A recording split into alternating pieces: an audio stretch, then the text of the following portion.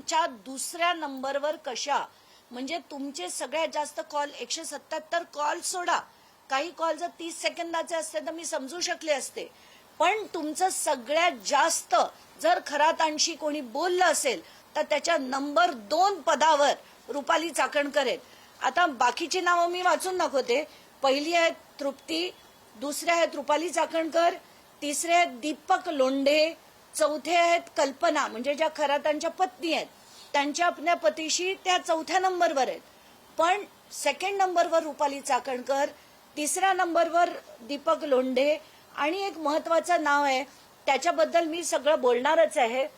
माझी SIT कडे मागणी अशी आहे की जेवढे प्रॉपर्टी डिलिंग्स, पैशाचे डिलिंग्स, जे जे जमिनी घेणं, MIDC जमिनी मिळवून देणं, यासाठी ज्या ज्या अधिकाऱ्यांनी आणि त्यांच्या अतिशय जवळच्या लोकांनी जी मदत केली त्याची मी नावं वाचून दाखवते.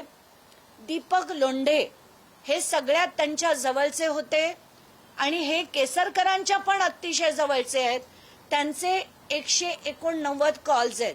बाळासाहेब बोराडे 156 कॉल्स आहेत. नंदकिशोर काटोरे हे खरं डॉक्टर आहेत, यांचा रोल मला पूर्णपणे आता बोलता येत नाहीये, पण अतिशय विचित्र असा रोल आहे त्यांचा. सचिन चुंबाळे 177 कॉल आहेत. या डॉक्टर नंदकिशोर काटोरेंचे 106 कॉल्स आहेत. मंगेश नवाळे 110 कॉल्स आहेत. राहुल देशमुख, त्यांनी याचे OUL वगैरे ते न्यूमरॉलॉजी आणि याच्यात सगळ्यात बदललं जातं, नाव लिहिण्याची पद्धत सुद्धा बदलली जाते, अंक काही गणित प्रमाणे ते केलं जातं. असो, अविनाश पोटे जे सिन्नर MIDC मध्ये ऑफिसर आहेत, त्या MIDCच्या जमिनींचा रोल कमलाकर पोटे आणि अविनाश पोटे यांचा एक्झामिन करण्यात यावा. महेंद्र शेळके पाटील यांचा देखील त्याच्यातला रोल हा इन्व्हेस्टिगेट झाला पाहिजे. तर याच्यात धक्कादायक बाब अशी आहे की जवळजवळ म्हणजे तहसीलदार, डेप्युटी कलेक्टर, PI आणि API अशी 7 माणसं, 2 RTO, त्याच्यात एक निमसे नावाचे आहेत ते पण, या सगळ्यांची म्हणजे ही नावं बघून मी हैराण होते की लोक का फोन करायची खराताना उठता बसता. इतके 100 शेकडो कॉल त्यांनी कशासाठी केले.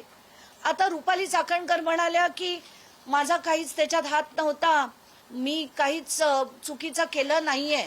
मग रुपाली ताई, हे जे झालंय की तुम्ही 5 तारखेला आयोगाकडनं जी नोटीस पाठवली होती आणि त्याच्यात तातडीने म्हणजे 9 तारखेला तुम्ही त्याचं जे हिअरिंग घेतलं, इतकी काय घाई झाली होती खरातांची प्रकरणं संपवण्याची, तुम्हाला याची चौकशी झाली पाहिजे.